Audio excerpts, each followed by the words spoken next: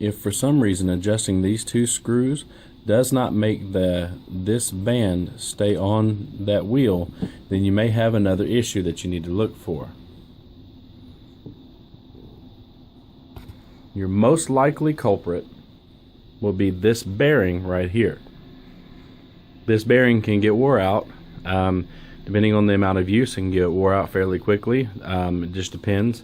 I have one here that I can kind of show you a little bit. It is a 6201 bearing. What happens when you adjust the screws on here is this wheel is sitting just like this, and it moves in and out just like that. So if you've got it all the way against it like that, just kind of sit just like that. If you got it all the way like that, and the wheel is still walking off this, and the wheel is still walking off this edge, then you know that most likely that bearing's not good anymore, or there's something wrong with this block. Those are really generally the only two options. What you can check for, generally you can check and see if there's any play in that bearing, and you can also look at this block, which is that block, so you can see a little bit better there, and see if maybe this is bent in any way. If this is bent, then this will not operate in the right way. If for some reason one of the screws is stopping you from taking it further than that and it's still walking off, unscrew the one that doesn't screw into the bottom block until it is completely flush with this, and then screw it in more and see if that helps.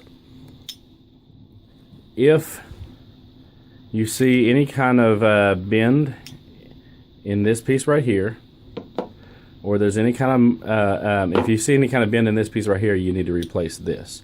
If there's not, you can check this and replace the bearing, but you can also check this wheel right here. There should be no play in this wheel. It should just be solid when you try to grab it and shake it.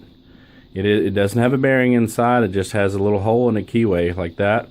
It can get wore out. The top can get wore out, or even the bearing on the inside of there can get wore out, so that that shaft can get play in it.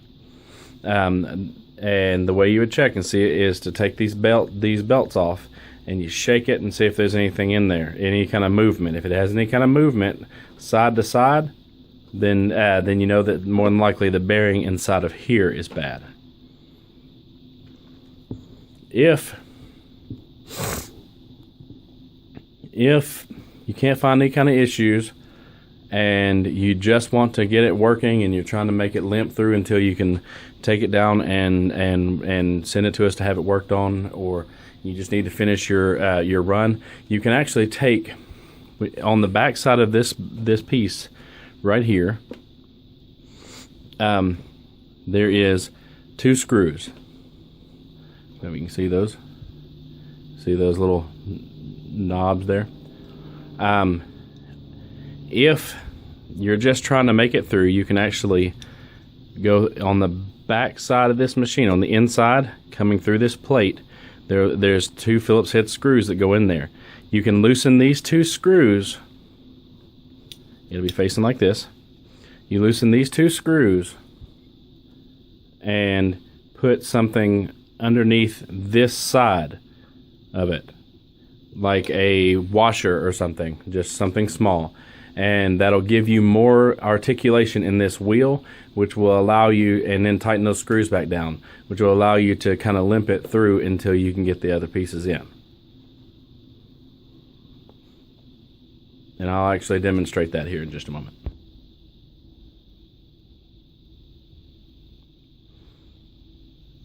As you can see, I'm using this as a backing, just like this metal plate here. Okay, now it's mounted just like this on the machine.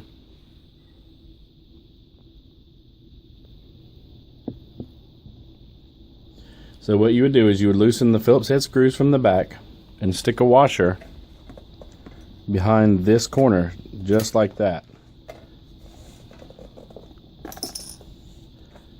Just on the edge there. And what you'll have is it'll be back behind there like that on the machine. And then you tighten the Phillips head screws in from behind, and then that will be stuck, wedged in between the piece and the machine itself. And what that does is that makes this entire piece move like this right here, so that more movement is available.